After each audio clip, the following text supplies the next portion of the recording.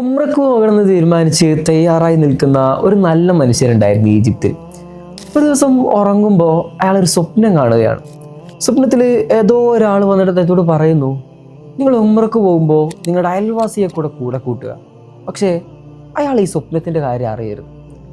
ഉറക്കണിരുന്നപ്പോൾ ഇത് വേറൊരു സ്വപ്നമാണെന്ന് കരുതി അയാൾ വലിയ കാര്യമാക്കി എടുത്തില്ല.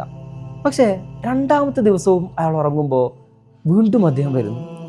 അദ്ദേഹം സ്വപ്നത്തിൽ പറയുകയാണ്, ഞാൻ വീണ്ടും നിങ്ങളോട് ആവർത്തിക്കുന്നു, നിങ്ങൾ നിങ്ങളുടെ അയൽവാസിയെ കൂടെ കൂട്ടുക.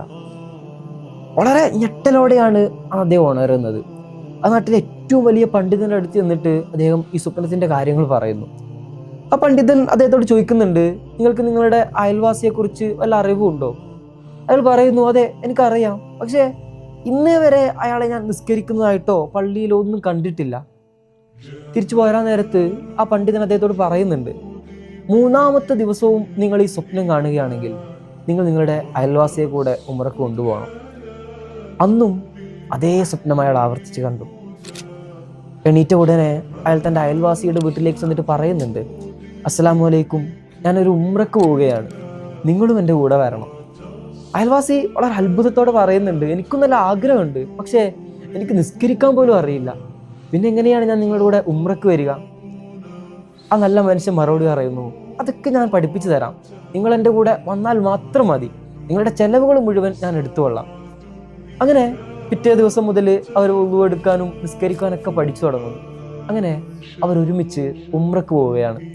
ഉംറയുടെ ഓരോ കർമ്മങ്ങളിലും അയൽവാസിയുടെ കൂടെ തന്നെ നിന്ന് അദ്ദേഹം എല്ലാം ചെയ്തു കൊടുക്കുന്നുണ്ട്.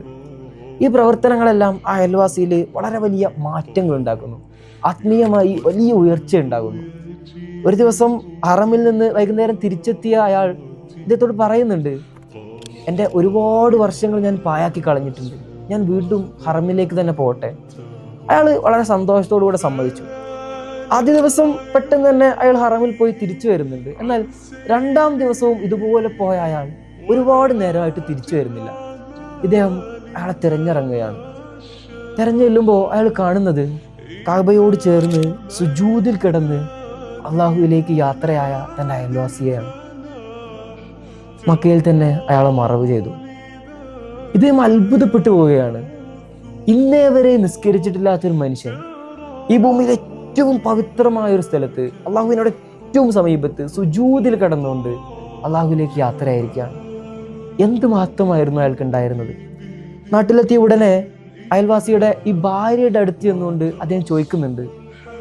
ആ ഭാര്യ കണ്ണീരണിഞ്ഞുകൊണ്ട് മറുപടി പറയുന്നു, നമ്മുടെ വീടിൻ്റെ അടുത്ത് സഹായിക്കാൻ ആരുമില്ലാത്ത പ്രായമായ ഒരു സ്ത്രീ ഉണ്ടായിരുന്നു. എൻ്റെ ഭർത്താവാണ് അവരുടെ എല്ലാ കാര്യങ്ങളും നോക്കിയിരുന്നത്. എല്ലാ മാസവും ശമ്പളത്തിൻ്റെ ഒരു ഭാഗം അവർക്ക് നൽകുമായിരുന്നു. ഒരു ദിവസം ആ പ്രായമായ ഉമ്മ ഇങ്ങനെ പ്രാർത്ഥിക്കുന്നത് ഞാൻ കേട്ടിരുന്നു, അള്ളാഹു നിനക്ക് നല്ല അന്ത്യം നൽകട്ടെ, എൻ്റെ കയ്യിൽ നിനക്ക് തരാൻ ഈ പ്രാർത്ഥനകളല്ലാതെ മറ്റൊന്നുമില്ല, അള്ളാഹു നിനക്ക് നല്ല അന്ത്യം നൽകട്ടെ. അള്ളാഹു ആ പ്രാർത്ഥന കേട്ടിരിക്കുന്നു.